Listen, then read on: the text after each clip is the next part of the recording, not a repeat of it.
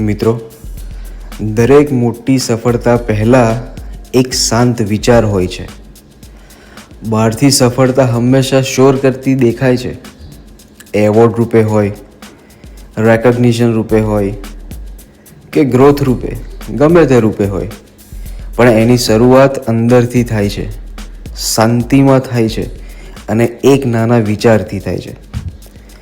જ્યારે દુનિયા અવાજ કરે છે ત્યારે જે માણસ પોતાની અંદરની શાંતિ સાંભળે છે એ જ કંઈક મોટું કરી શકે છે.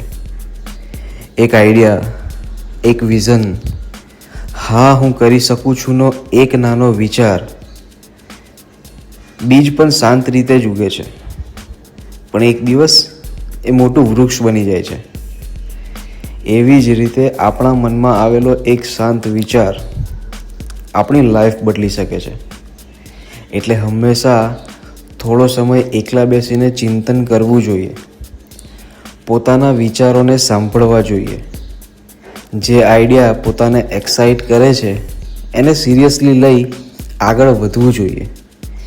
કારણ કે સક્સેસ બહારથી નહીં, સક્સેસ અંદરના શાંત વિચારથી જન્મે છે. આજે જ એક એવો વિચાર લઈએ, શું ખબર આવતીકાલે એ આપણી મોટી સફળતા બની શકે.